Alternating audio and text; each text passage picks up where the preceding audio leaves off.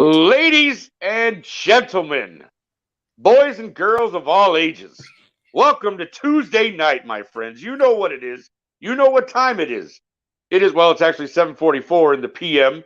here in Chicago, so 8:44 for you Easterners, 6:44 for you Mountain people, and 5:44 for all you people on the West Coast. So let's get to it. It is Tuesday night, which you know that means it is time for the round table. Yes, I am the guy who tries to steer this ship, which it's not really easy when you work with these two.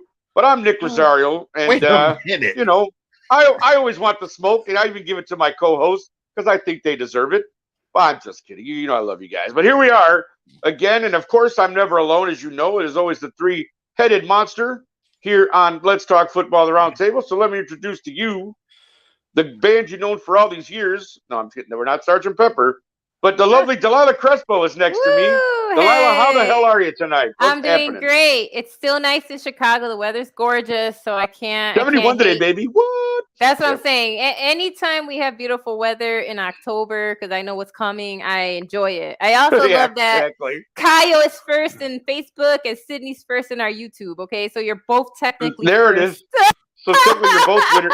Everybody gets a participation trophy. That's right. Hey, now hold on. I don't like that. I like competition. No, I'm kidding. You lose, you lose. No, we got to teach people how to lose. No, I'm sorry. I digress. And below Delilah, because again, he's always beneath us. Anthony Handy, ladies and Mr. Fingers. How the hell are you? Now, wait a minute, Skip Bayless. You not going to let that little comment slide by. Talk about something we beneath somebody. About 50-some-odd, 70-some-odd years ago, there was a preacher from Atlanta that marched all the way from Selma, Alabama to right to the nation's capital so that I wouldn't have to hear somebody say that. Anyway, I'm back. Hey, how the hell are you? Boy, forget how I'm doing. I want to know whatever it was you had to eat or drink with your dinner before you came on, because y'all, we were in the green room crying, yo. Like it's I can't even. I'm sad. I'm sad. I'm sad that we couldn't screen capture it just to have it for our own records because it was absolutely hilarious. But anyway, I'm doing great. Had a great day at work. Got another show knocked out tonight. I've learned how to truncate a show down to 30 minutes. Go me. So because we be having them 3-hour shows, and so it's good. It's good. I'm very happy to be here, my friend. Of course, there it is, and that's what I was waiting for. Now we can start the show. Andy has given us the cover to America. It's all there. That's right. I have joy. I'm really happy to be here. You can tell. I'd say I'm high on something, but I don't smoke. So, anyways, I just want the smoke. I don't do it. Anyways, as you know, the opening segment of every show, of every game, is of course the coin toss. Let's get to it.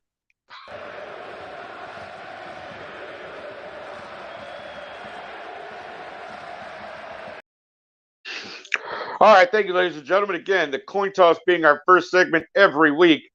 We're going to get a little serious this week in terms of the coin toss because we're going to talk about the rash of injuries that have been going on in the NFL. I mean, you guys, today I just read there are 205 NFL players on the injured reserve list alone.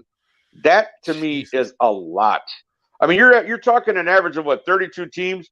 So each team has got 4 and 5 guys at least on the injured reserve, and that doesn't count people who are questionable for this week or anything like that. That was just the injured reserve list. So that's just to show you how the injuries have piled up so far this year. Of course, the biggest one, because I think it's been talked about for weeks now, is obviously Tua Tagovailoa and his potential 2 concussions within 5 days. Now, we all know what's happened there. Tua was taken out of the second game after that second hit he took. I mean, I think we all saw the first hit, and we all kind of agreed that it looked like he might have had a concussion. His hands were in the fencing position, as they call it.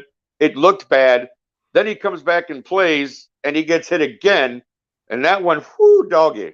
That looked even worse. But Delilah, because of this now, we're starting to see some changes in the NFL protocols. I'd like you to actually speak a little bit on that, because I know you have an opinion on that. Well, so go right ahead.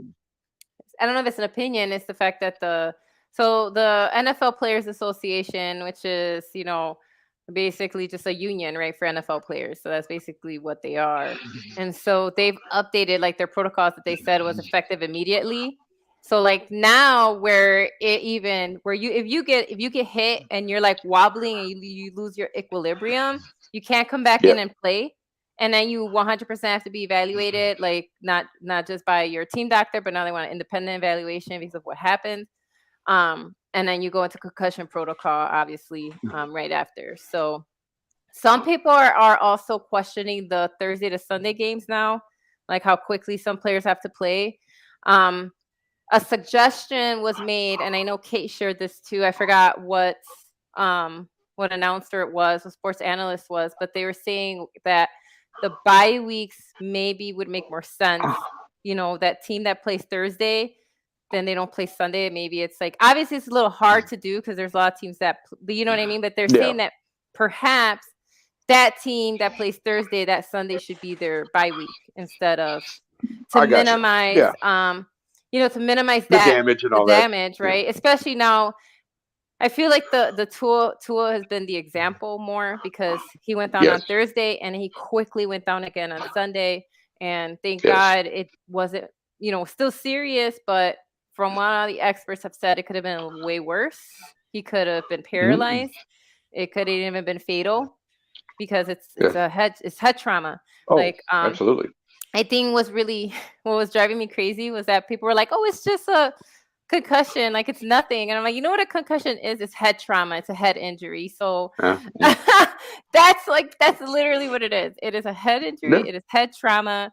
There's no sugarcoating it. And so I think that, but I am glad that there's more scrutiny. I did bring that up. Like I do agree with Sean. Like even though these injuries have been happening, that it is a lot safer to play, football, like even though these things happen, but the reason it is safer is because of this. Because when something like this happens, we actually have things in place to go, wait a minute, like what steps were missed so that we can ensure that this doesn't happen again. Because as much as we love these guys and we want to go on and see them play, at the same time, we have to save them from themselves, right? Like there are players who will just keep playing even though they're like busted up. And we heard Cordero play through a knee injury. I don't even know how he ran on that, but sometimes we just have to protect them from themselves. So it's like, yes, we get it. You want to go out and play. You don't want to leave your team down. You don't want to leave your fans down. But at the same time, you got to make sure your body heals. So I am glad that they've updated the protocols because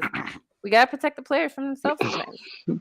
Oh, 100%. Now, Handy, outside of the concussion, obviously, there have been such a rash of like knee injuries and ankle injuries and guys with groin problems like Joey Bosa, and with the Chargers. And Rashawn Slater had a biceps injury that's kept him out, which has probably affected the Chargers in many ways, losing guys. But what I wanted to ask you is, like, do you feel that this is a result of maybe the preseason being shortened by a game and adding a game to the regular season? How do you feel about that? Well, I can also, one of the things that I can throw out there as you were running through the litany of the different injuries, a lot of that, I mean, remember being a kid and we would go out and play sandlot ball in some torn up field. Somebody would inevitably turn an ankle, somebody would inevitably tweak a knee, somebody would inevitably tweak something.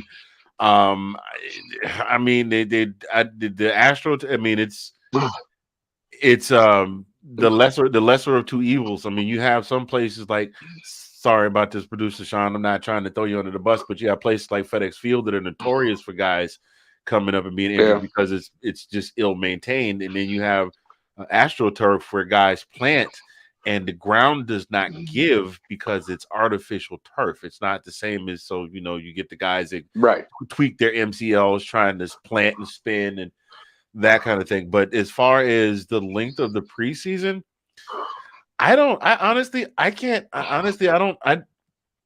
can't really say whether or not that one more week of play makes a difference or not, because by the time you get to week 4 of the preseason, a lot of the starters aren't playing anyway. So I don't know if that's a factor or not. I don't know what it is. Maybe it's just these guys are bigger and faster, and I think guys are growing bigger and faster with the advance in technology in the fitness world. These guys are getting bigger and stronger than it used to take guys years and years and years to get to where some of these guys can get in 6 to 8 months. The constant gaining of weight in the off season, and then the quick shedding of the weight when it's time to get back in shape. I think that's more of a factor than anything else. No, that's fair. I think the only reason I brought up the preseason thing is because, as you said, a lot of the starters don't play in the preseason. And I feel a lot of the onus in terms of the offseason is up to the player to keep themselves in shape, so that when they come into camp and they start doing all this, then they get into the live action without maybe having the speed. Because, let's be honest, in preseason games, the speed is there, but you're playing one set, you're playing a couple of snaps, and then you're out of there. Then all of a sudden, week 1, you got guys going for your head, and you're turning this way, turning that way, and all of a sudden body parts are falling apart. I'm not saying that is the cause, but I just feel like there is something to that a little bit with, you took the preseason from 4 games to 3. You added another week onto the NFL season, so now you got to play 17 games, which means you have to have that health another week longer because those games actually count. And I just go ahead, sir. I see the finger. I'm going to let you go ahead and talk. Go ahead. I actually had a light bulb moment here. When we talked about the bigger, faster, stronger, we're also somehow Kanye popped in my head for some reason. Anyway, you got guys and kids in college that are now the same size as some of these guys in the pros. And you think about 20, 25 years ago, the guys like Tony Mandarich and guys like, now granted, we talk about Boz, but we know Boz was juicing, but those guys were athletic freaks. So these guys weren't getting beat up in college like they were now. Like some of these guys, by the time they've gone through high school playing with kids that are big as college kids and playing with college kids that are as big as the guys in the pros, they've taken a goodly amount of a beating before they've even gotten to the pros. So that was just the thought that crossed my mind. No, and that's a great point to make. Yeah, I think but too, go ahead. Go ahead. No, go ahead. No, go ahead, Delilah. No, it's on you, babe. I got you. I don't know if it's I feel like it's not the games themselves. It's more the conditioning. Like, I think that a lot of times we see some guys that go hard, right? We know, like, even though Myles Garrett got in a car accident, he likes to post his workout over the off season, right? Like, there's some of these guys train and keep their body, even though they're not playing football, conditioned. And what I've noticed is that a lot of those guys that condition year round, like, it doesn't mean you're going hard, but you're conditioning your body. So I feel like they're more prepared, because it's not just about taking a beating. It's literally about getting your muscles ready, right? It's about making sure that your muscle has that muscle memory. It's not just happening in the NFL, right? We've seen that in the NBA too. Like, they're having the same issues. A lot of people are not conditioning off season. They come in and all of a sudden, boom, everybody's injured. So it's like, I don't know if it's just I don't know if it's just a change in the play, like in the way they do things, but I feel like I feel like a lot of that goes into that whoever their strength and conditioning team is. I think that they do need to spend more time on that, like making sure that those players get that muscle memory back. Like you said, like, okay, if they're playing in different turfs, are they practicing on different turfs? Like, maybe that's actually a good idea, right? Like, I know that they have their own training field, but maybe it is a good deal to get them trying different types of, ground to play on. So they can practice, right? So they can see, like, okay, if I move on this grass versus this grass, like, what does that do to my body? Like, how do I turn on it? So, like, I do think that maybe it could come down to that as well, because you could like, we can't bubble wrap guys, right? Because football is just violent. Can't do that. But I feel like that there are things like maybe like that, like changing the way they do their training and conditioning, maybe could improve because to do that, right? To get those guys like back in shape, like you said, kind of used to playing at an NFL level. Yeah, no, for sure. Like Rod, one of the things that come to mind. One of the things that come to mind when Delilah was talking was, running back, like to have a running back with the sustained season was a lot more commonplace in the NFL back then, which was amazing given the fact that the NFL was not as pass happy as it is now. But they interviewed Roger Craig because Roger Craig had pretty much played for some ungodly amount of time for a running back. And he was ahead of his time. They asked him what was part of his secret.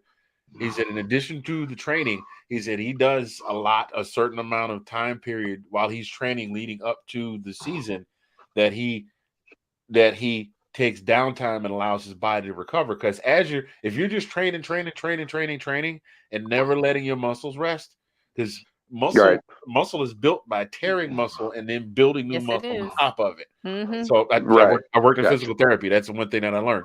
But he said that the one thing that he does, the one thing that he would do is after every game, he would go through 2 or 3 days of intense deep tissue massage therapy. Like it's real commonplace in the league now.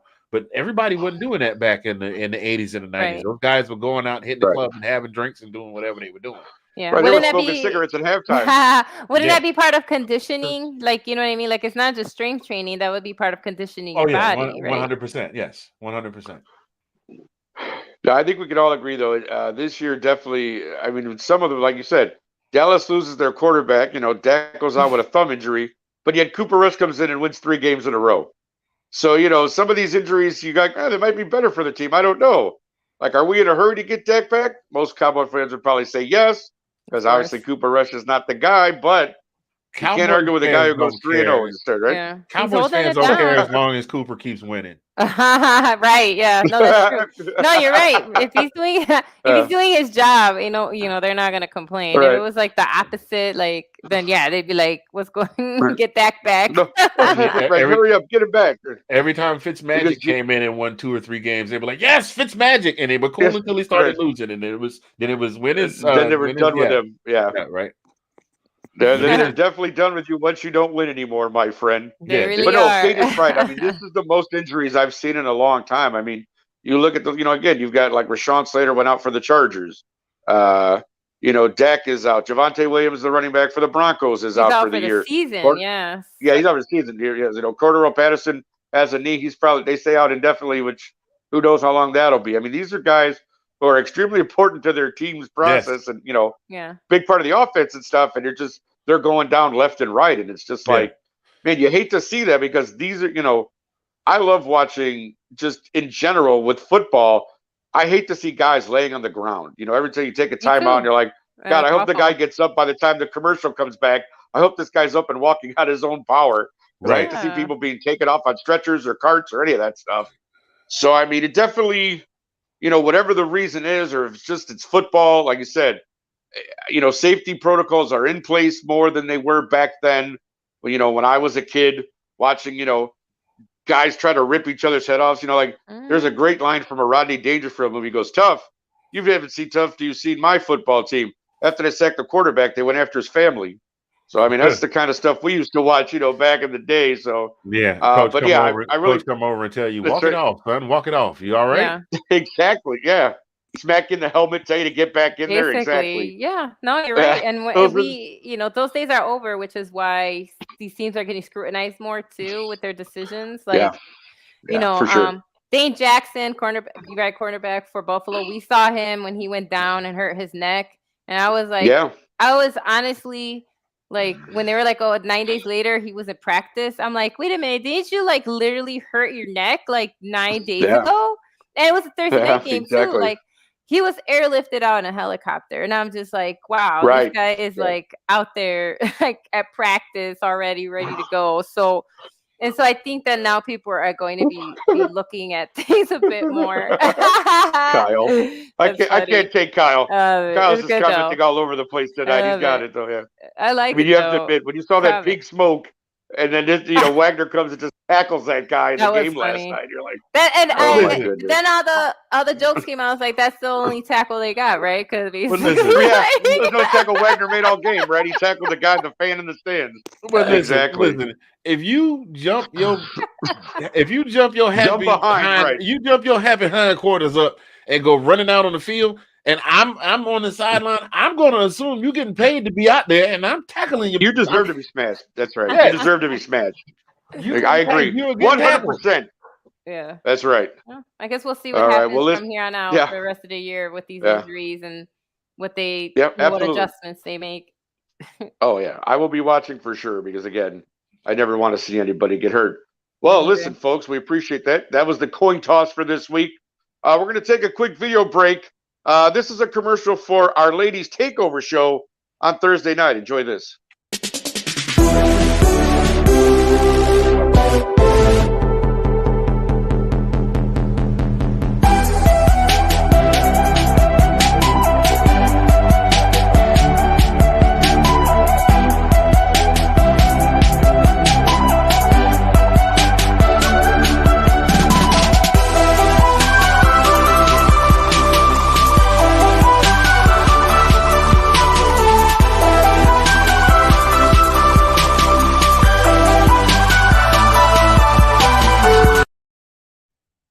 There we go. That is the Ladies Let's Talk Football Ladies Takeover show that appears on Thursday evenings.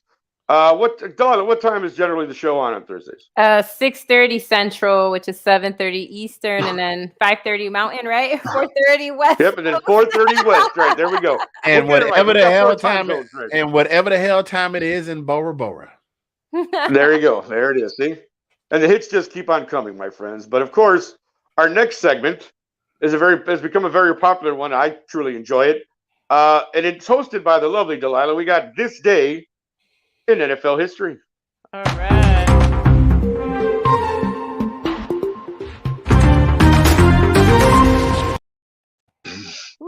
Delilah, I like that little clip. I know you do. I know you do. All right. So here we go. So, all right, a few things happened. So, on October 3rd, 1920, the official kind of first games happened I talked about the American Pro Football Association, right? Later becomes the NFL. So they actually played their first kind of round of games. The Dayton Triangles beat the Columbus Panhandles 14-0 in the first official game at Triangle Park at Dayton. So that's when the first official kind of NFL games kind of began, October 3rd, 1920. October 3rd, 1989, the Oakland Raiders promoted 42-year-old Art Shell as the first African-American to be an NFL head coach in modern times. He takes over after Mike Shanahan, retires. So that happened October 3rd, 1989. October 4th, 1987 was the first Scab Sunday. I don't think people remember that the NFL went on strike, but this was the first NFL Scab Sunday game with replacement players as a result of the player strike. And it happened because the expiration of the 1982 collective bargaining agreement didn't last long because on October 15th, all the regular players came back. But interesting kind of time in football. Then October 5th, 1986, Rams running back Eric Dickerson runs for an NFL overtime record 42-yard touchdown as LA defeats Tampa Bay 26-20. So that is your few days in the NFL. There we go. All right, are we back? Yep. There we Not are. too many things happened. A few cool things happened across the board. But yeah, it's funny. I have a quick story about that strike in '87. Nice. Because what some of the Bears players did was they actually held like a practice for the actual players. And that was the day my dad and I actually went out there, and that was the day, like one of the greatest days of my life, because I met like Dan Hampton and Mike Singletary and Steve McMichael. Wow. They had a small practice, and they signed some pictures for everyone. They were really gracious about everything. Even Walter Payton was there. Remember, that's the year Walter retired. Yeah. No, yeah. And, I mean, it's a childhood memory I will absolutely never forget, because getting to meet those guys and just watch them practice a little bit, totally phenomenal. Like, my dad may actually still have the picture somewhere with the autographs on it. I don't know. But, yeah, 1987, I'll never forget. That was a great year for that. And that was the strike year. And, of course, they did come back, scabs. A couple people crossed over. But yeah, it was definitely a crazy year in the NFL.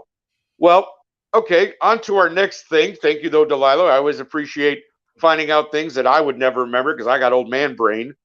So I do appreciate that. But our next one, of course, is our game of the week. And of course, during game of the week is where we always have a special guest. And today is no different. She's kind of a newer member to our Let's Talk Football family. You can see her on the NFC South show that airs just before us. She is a Saints fan, so we'll try not to hold that against her. But please welcome to the program, Nichole Klychak. Nichole. Hello. How are we doing tonight? How's it going? There she is. There she is. Hello, Nichole. How are you? I'm doing fine. I'm doing great. I'm loving and learning so much from every one of these shows. So I appreciate you guys. We like to hear that because, again, I feel like I teach anyone nothing. So if you're getting something out of this, that's phenomenal. I'm doing something right. That's good. Yeah. But no, listen, we want to welcome you to the show, Nichole, of course, and you are a Saints fan. So let's talk a little bit about your New Orleans Saints. Kind of a rough week. You know, you had the London game. I honestly was watching. I was at work watching on a computer, which was kind of funny because we were going by. We're like, oh yeah, the London game's on. We should put that on right now. Give us your opinion of that. I mean, 28-25 loss to the Vikings, but I felt like you guys could have had the game. What were your feelings about that game? Yeah, it was so close to making it and going into tie it into over. It ricocheted twice off the field goal when he tried for a 61 we know about the double doink. Yeah. We know about the double doink here in Chicago. Trust me, I felt your heartbreak. Yeah. I mean, there was highs and lows. I mean, he got his career high, 60-yard. So I thought that was pretty fantastic. We tried a different quarterback out, Andy Dalton. I mean, yes. I know he's been passed around quite a bit, and maybe under this management and him feeling the need to help Winston out, that he produced some good things for us. I do have to say he did. But I mean, it's the penalties. The penalties and the turnovers killed us. I think that it has to do a lot with penalties. We got 10. They only got 5, but it cost us 102 yards. And that's a huge loss of yards. So for sure. I'm feeling the woes of our division and it being in the bottom. I mean, the last 5 years, we were the champs in our division 4 of the 5 times. So I'm not getting too comfortable or used to this, but I'm accepting it, I guess. Work in progress. well, I mean, I again, because I'm the eternal optimist being a Bears fan, we're always like, no, we can come back. I mean, it is an early season. There's only 4 games into the season. And again, obviously, Jameis went down. So now you have a veteran quarterback in Andy Dalton, who, again, he was here in Chicago, too, and I watched him play here. Like, the guy is not horrible by any means. He's a veteran. He knows how to play the game. It's probably a matter of getting comfortable with everybody there in the New Orleans system. But going forward, what is the prognosis for Jameis? Do you have any update on what they're saying about him? As for the fans, I mean, I've been getting so many fan pages between, I'm all for Winston, and then a complete different side, I'm all for Andy Dalton. Get rid. We're done with Winston. And I mean, right. I do have to say, for the guy Winston, he was playing with 4 fractures in his back. So I like to give him the benefit of the doubt. And also, too, he needs to get and find that comfortability with the wide receivers and that timing, too, as well. So he's fairly new to the Saints, and I think he needs another season or 2 to kind of find his rhythm, I think. And as well, the head coach, I was talking about in the other show about our head coach and Allen, and how much that is a little bit, I think, of effective for us producing points. So it's tough, but what can we do as a Saints fan except for look forward to the next game we're gonna win. There you go. That's the important one, is the next one. So yes, I appreciate your optimism in that, because you're right. It's the next game. On to the next game. Let's try to rebound and go from there. Now, you have picked a game of the week for us, which we truly appreciate. We have our guests do that. so that we can talk about an upcoming game that you're looking forward to. And you have picked a game that is actually in your division. We have Buccaneers Falcons coming up this week. Now, can you tell me why you chose this game? What was your interest in this particular game? I mean, because we're the last division champs of 4 out of 5 years, I'm not letting that go. We have that title. Okay. No, I understand. I get it. But right I'm still holding on to the 85 Nichole, Super we Bowl, get so it. trust me, I know. Yeah, we get it. Right. Remember, we got a Falcons fan in here, so yeah, we get it. Right. Go ahead, Andy. But I have to give my props. I've been learning a lot from the other teams in our division, and it's going to be 2-2 for both. So I think it's going to be a very big rivalry game. It's going to be a big game, either, and the thing that kind of sucks about it's a division game. So either you're giving a point to the other team, or you're taking that away from them and getting that extra space ahead in the division. So I think it's going to be a very fun and entertaining, but very competitive game where, I do hope that there's no more injuries, of course, but that everyone plays. It's going to be really competitive. I think it's going to be really close with their defenses too. I know not much on the offense side for the Bucs right now. I think Goodwin is still out, but Evans is in. Evans is in. Obviously, he got back from the suspension. Godwin did play in yesterday's or Sunday's game. He did play. Yeah. So I guess Godwin is back as well. So yeah. Handy, I'm going to come to you because you're a Falcons guy. Mm-hmm. This is as Nichole has stated. I don't know what tipped you off. Basically yeah, I can't imagine either. But because my eyes are bad, I don't see well. No, but 2-2 in the division, and of course we know Kate is a Tom Brady fan. So no offense, Kate, I love you, but we're not even going to get into that right now. But Mr. Handy, you're a Falcons guy. Falcons Buccaneers for first place in the division. Let me know what you think. I think the Saints stink. No, I'm just kidding. No, really. Wow. I'm not playing. I'm just serious. Real talk. Andy, they have the benefit of having an experienced quarterback in New Orleans, who is markedly better at his craft than our experienced quarterback is. And I had to say it as nicely as I possibly could. Okay, Mariota is not the sure. I'm expecting that if things don't kind of get any better, that Ritter is going to be trotted out at some point. I mean, even if it means we got to get to the not so meaty part of the schedule and give him a little run. But they have an experienced quarterback that is better than our experienced quarterback.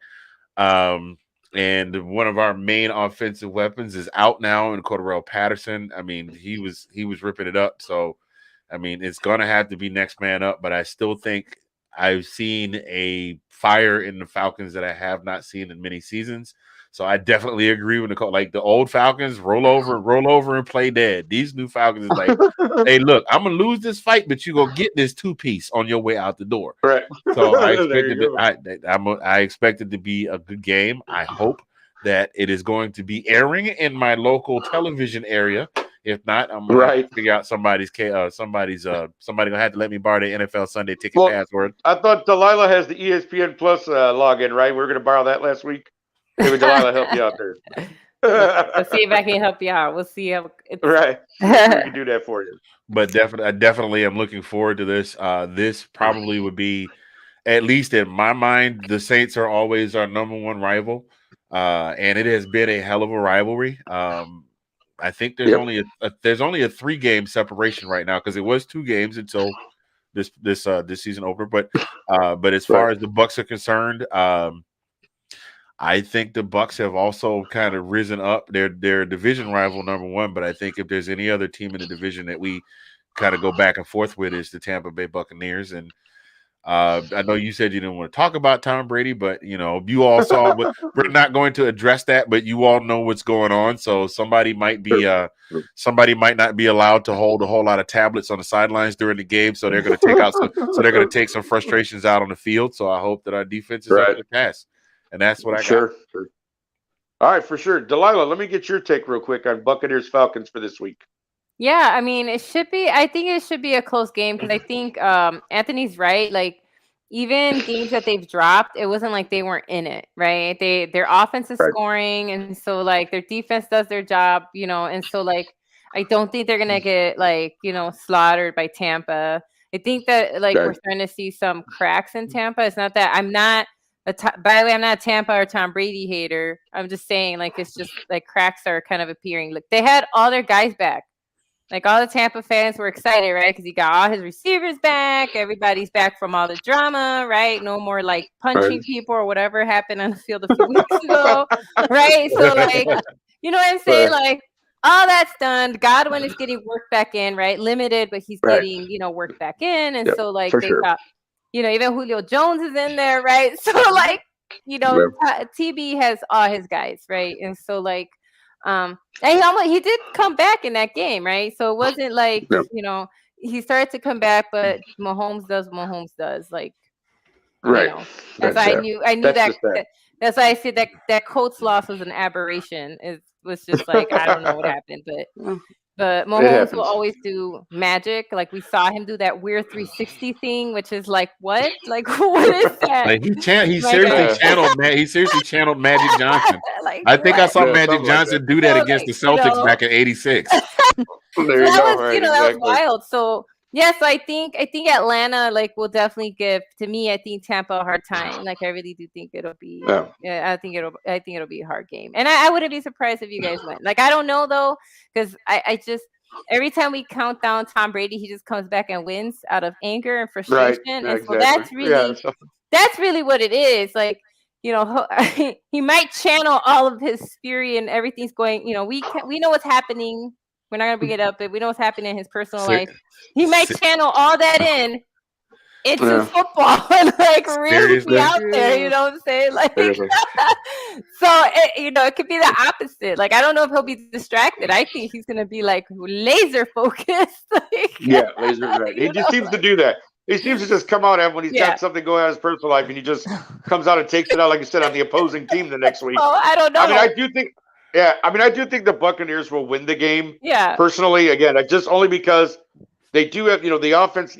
Tom still put up 30 whatever points it was against. It was crazy. And the Falcons.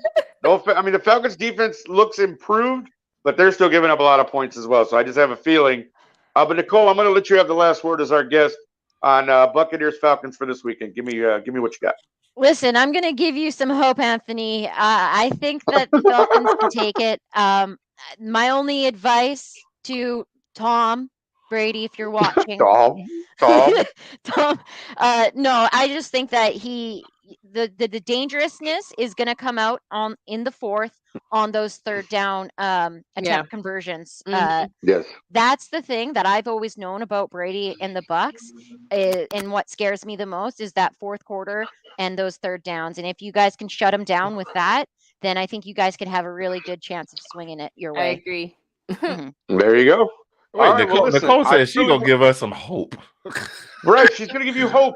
Yeah. We've been hoping, obviously, Anthony, right? We've been hoping since 1966. Well, hey. And you forget, this is the same guy that was losing by 25 points at halftime and came back and created a piece of NFL history against my favorite team. Yes, I know. We didn't, by the way, none of us here brought that up, by the way. You said. That's right. I brought it up. But you did.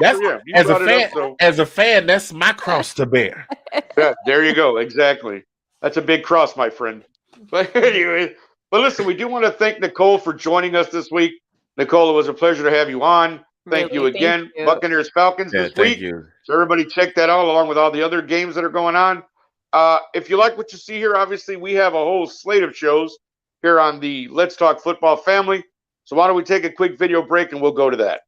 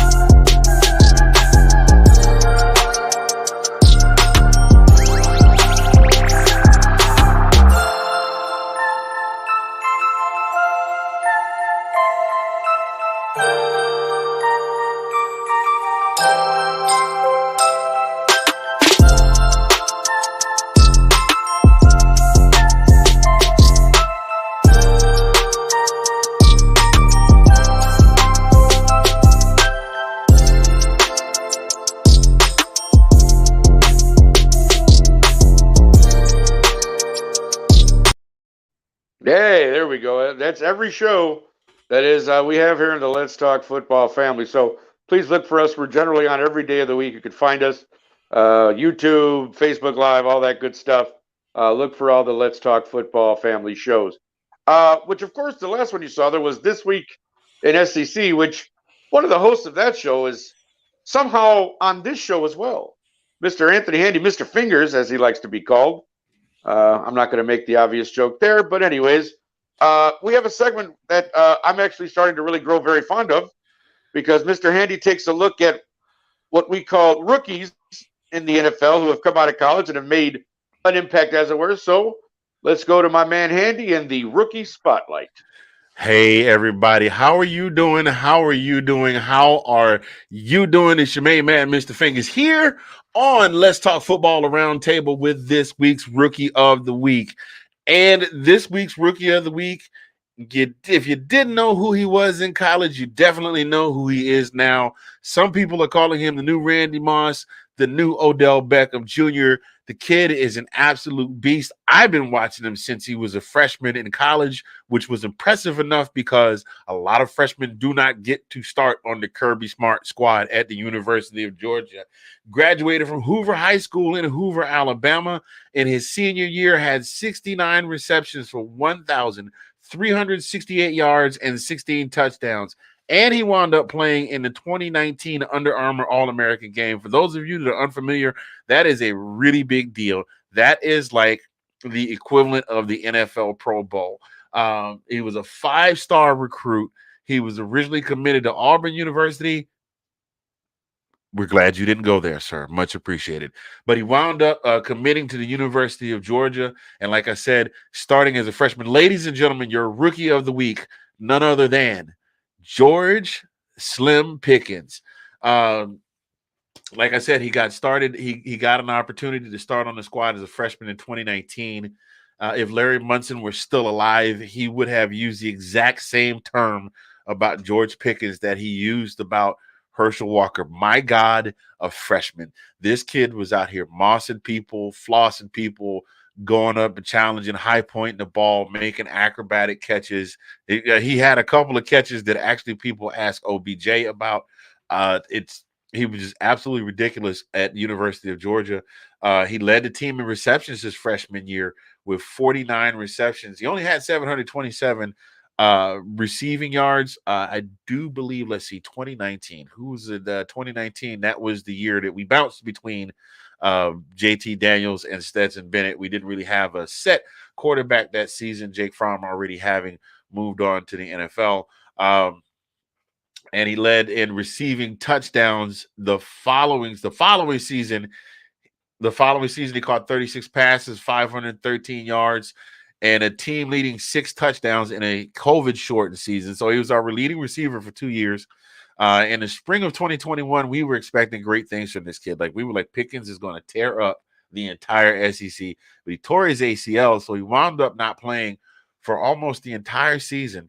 He got a couple of reps in the SEC championship game. He got a couple of reps in the SEC championship game, a couple of reps in the playoff game, and then he came out and caught that 58-yard bomb from Stetson Bennett, that acrobatic catch where he just laid all the way out, reeled the ball in, and stood up and just pointed at the crowd like, I'm back, baby. And that was enough to impress the scouts that he got drafted with the 52nd pick in the second round. He probably would have been, a lot of people said he probably would have been a first-round pick if they'd seen more out of him. But since he had the injury history, they wanted to make sure, take a little time and invest, something in their investment. Wound up finishing his college career with 1,348 yards and 14 touchdowns. Now that I've given you the stat sheet, let me tell you something about my boy Slim. Slim does not back down from anybody. He's known to have a little bit of a hothead, but he will go toe to toe with the biggest guy on the field. He will man up with the fastest guy on the field. I see him call people out when he line up, he pointed and said, yeah, I'm coming. I'm going to burn you. I'm going to tell you exactly what route I'm going to run, and I'm going to burn you on it and burn him on it every single time. Now, he doesn't have blazing. I mean, he's still fast. 4.47 for a guy that's coming off a torn ACL and only played 2 or 3 games all season. I'm pretty sure his top speed is a little bit faster now that he's been through spring training, and now he's spring training, OTAs, mini camp. Now he's out there playing.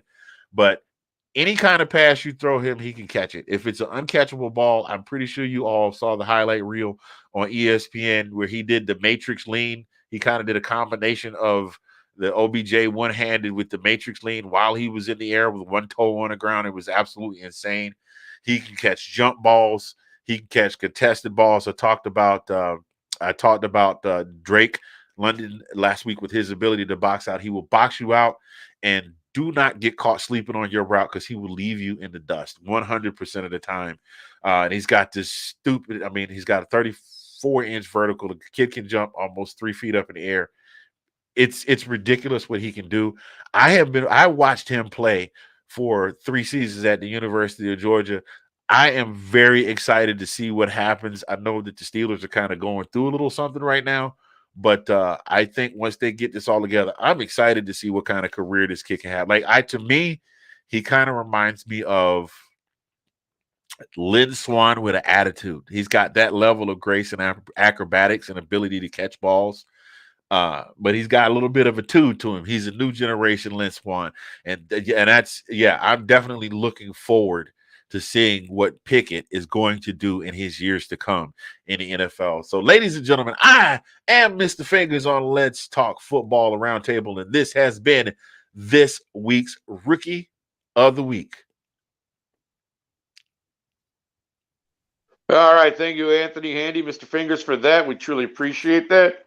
Now, of course, our next segment is one that I usually look forward to, but boy, am I having a tough year so far in the old Nick's Picks category. For those keeping score, I went 2-2 again last week. Again, I was hoping for a 3-1, but I got let down. It's okay. That puts me at 6-10 on the season. For those of you who want to deride me and throw stuff at me, that's okay. Because I'm back this week with 4 more picks, because I never give up. I'm like a bad penny. I just keep showing up. So my first game this week, if my producer Sean would help me out here, throw it up there for me. We got 4 games again this week, like we always do. So the first one, Mr. Sean, go ahead and put it up there for me. There we go. Ravens, Bengals. Bengals are not favored in this game, which not that that's a surprise, but the Ravens coming off that really tough loss to Buffalo on Sunday, where I thought they actually had the game and then things fell apart for them. But they are favored against the Bengals this week. Now, again, I've always said I'm a Joe Burrow fan, and I do believe that Cincinnati, and this is just me, is on the come up. I think they're back a little bit. I think there's, the offensive line still has some issues, but I feel like they can steal this game against Baltimore. So I'm going to go ahead and take the Bengals plus the 3 points this week. And we'll see what Joe Burrow and Jamar Chase and the boys have in store for the old Ravens.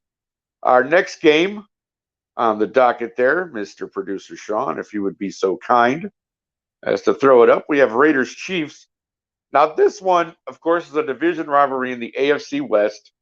And again, the Raiders finally got on the board, got that first victory against what is a disappointing Denver Broncos team so far. At least I feel that way with Russ Wilson as the quarterback. But this week, the Raiders run into the Chiefs. Now, again, I know the Chiefs, they rebounded nicely to me by beating up on Tom Brady and the boys this past week. And I just have a feeling that the Raiders just still don't, as much as they got that victory, still don't have it all together quite yet. And to me, the Chiefs are just rolling. They just look great. Like you said, like Delilah said, that Colts game was kind of an aberration, I think. They definitely have everything they need. Patrick is getting the ball to everybody on that offense. Like, it's not one guy doing everything. He's got everybody going, even with Kelsey there. So the Chiefs are giving up 7 points. They're obviously favored in this game. And I will take the Chiefs minus the 7 points this week against the Raiders. Next game up, Mr. Producer Sean, you are the man. Thank you so much for doing this for me. We have Cardinals-Eagles. Now, here we go, because this is the question. I think actually Delilah posed this in our group chat earlier. Can the Eagles go 5-0? Can they, right now being the only undefeated team left in the old NFL, is this the week that they fall? Do the Cardinals have what it takes to pull the upset? Personally, I don't think so. And the Eagles are favored, as you see there, minus the 5 points. And I think I'll take the Eagles. I mean, the offense is clicking.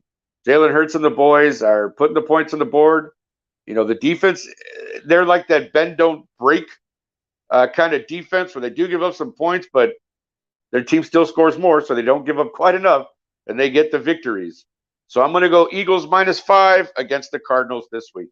And my last game this week coming up is Patriots-Lions. Now, here's the thing, and this was an interesting stat to find out. The Lions are number 1 in offense and number 32 in defense, meaning that they're scoring tons of points. They lead the league, and they have 190 points through 4 weeks, but yet have probably given up, I think, just over 190, like 191 or 92. So they've actually given up just as many as they've gotten, which is why they're 1-3. But I do think the Patriots are kind of still looking for their identity. They did play a close game with third-string quarterback Zappe, almost picking off the Packers, which I was kind of hoping they would have. But again, I will take the Lions this week, plus the 3, because the Patriots are actually favored in this game. But I think the Lions, Jared Goff and the boys are playing some really good offense. And I got to imagine as the weeks goes on, that defense is going to get a little bit better.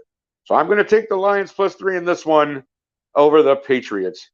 If anybody can tame a bird, it's definitely an eight. Now, see, this is what I'm talking about, ladies and gentlemen. This gentleman is on the show, and yet during my segment, what is he doing? Playing around on his computer, making notes, telling jokes, trying to be a funny guy.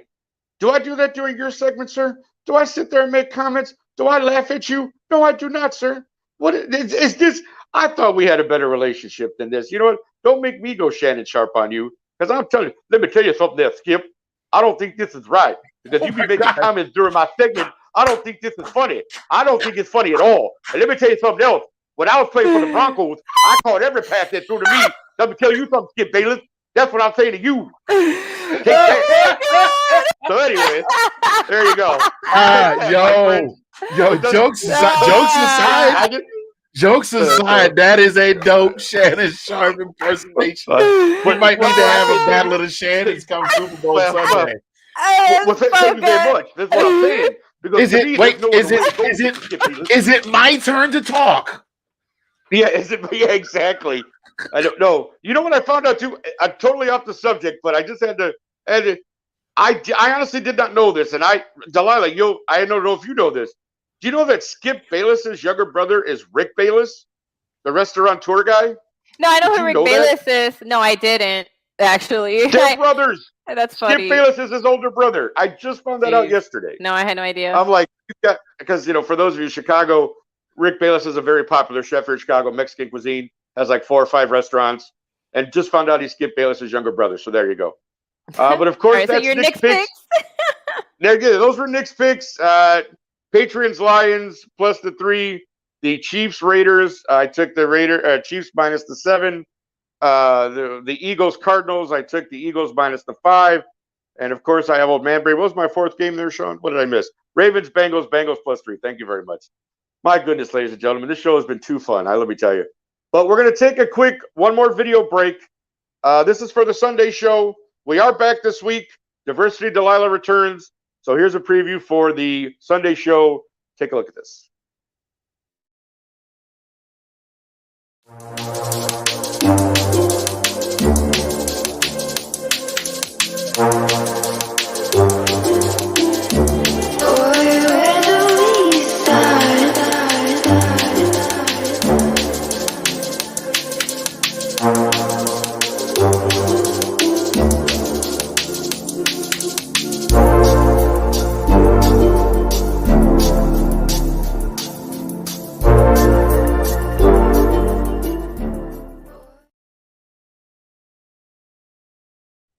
All right, ladies and gentlemen. Well, listen, that's, this is coming towards the end of our show. This has been a fun one. I'm not going to lie. It's always fun to kind of tear it up a bit. This is what we like to do here on Tuesday nights. We want to give you the football. We want to give you the knowledge and the facts, but we also like to bring the entertainment, folks. So we definitely hope you enjoyed this show. As you know, our last segment is always called One Last Thought. So here we go with One Last Thought this week. And we'll start with, of course, Mr. Falcon himself, Mr. Anthony. Anthony, give us your one last thought, boss. You know what? The Dirty Bird dance kind of looks like Janet Jackson. No, my first name ain't Baby. It's Janet. I just realized that. I was like, dang, that's where Jamal Anderson got that from. That's around the time when she was in Atlanta dating Jermaine Dupri. So there may be something to that. Anyway, there you go. My one last thought, Nick. You thank you for that. That was. I got to give you a round of applause.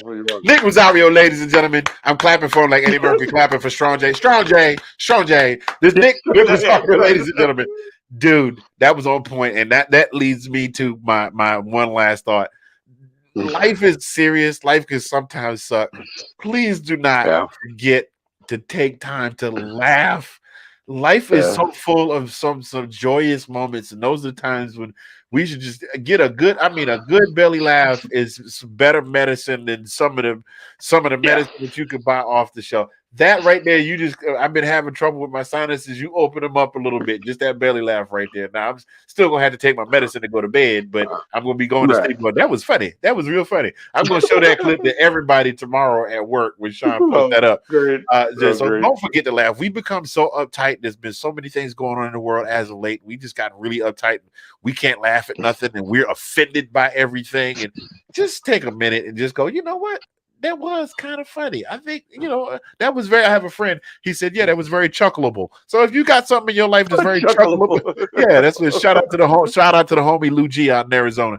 If you got something in your life that happened is chuckleable, go ahead and get yourself about 6 or 7 good belly laughs off of that. And that's what I got for the one last thought. I appreciate that because you know me, I love to laugh. I always do. Another lady who loves to laugh is Miss Delilah Crespo. Delilah, go ahead and give us one last thought. I do, and then I get all like serious with this. With the one last thought, I start laughing, and it's like, oh. Anyway, do I need to cue up Sarah McLachlan? In the arms what I wanted to say is just I agree, kind of to build on what Anthony was saying. It's like kind of take time to appreciate the small things because I love pop culture and I pay attention to a lot of artists and things like that. And so we lost Coolio recently, just out of nowhere. This morning I learned that the amazing Loretta Lynn, passed away. If you don't know who she is, it's, you don't have to be a country fan to know who Miss Loretta Lynn is, coal miner's daughter. But yeah, so honestly, you never know when your ticket is punched, right? So since that's unknowable, take that time, right? Take that time to enjoy the small things, right? The small things in life, the small pleasures, whatever it is, laugh it up. Because, there's nothing wrong with laughter. It really is a cure for the soul, right? And so, whatever you need to kind of keep your humors up. Because I know we're going also to the holidays and that's rough for a lot of people. Not everybody has friends and family and stuff like that. So, I just want everyone to know that whoever is watching, I'm here for you too. So if you ever need to talk, message. There's also breast cancer awareness month, right? October. We're pink. If you can't donate because not everybody has means, and I understand, there are so many ways where you could share people who want, you could share the links, right? Like Miss Kate Alverson, who's my lovely co-host on Thursdays. She posted a fundraiser onto her page. So if you have her as a friend, one of the things that she's raising for her birthday, because also her birthday month, is money for research for breast cancer awareness. And so if you cannot donate, you can at least reshare because I know someone out there can, right? So let's fight together because even though there's treatment, there isn't a cure yet. So that's really what it is, right? Spread awareness about each other. Take that time to laugh because we just never know, right?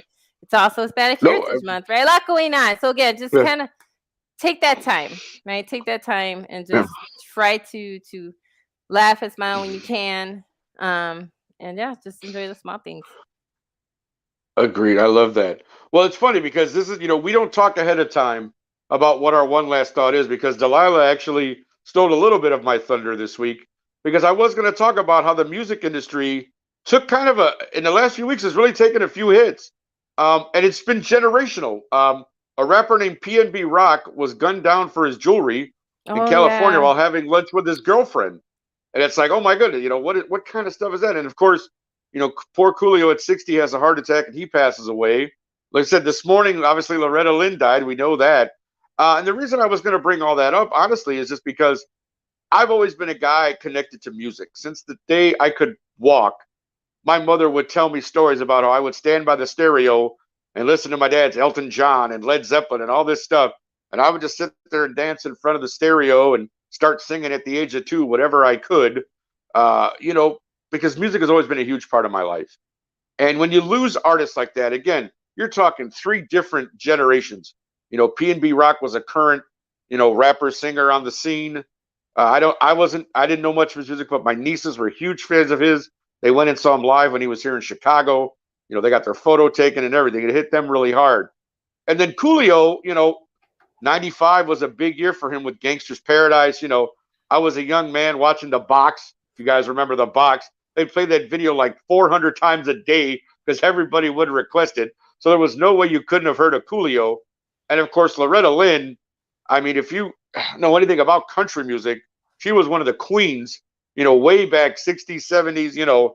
Loretta was great. And, it's amazing that, music to people means different things, obviously.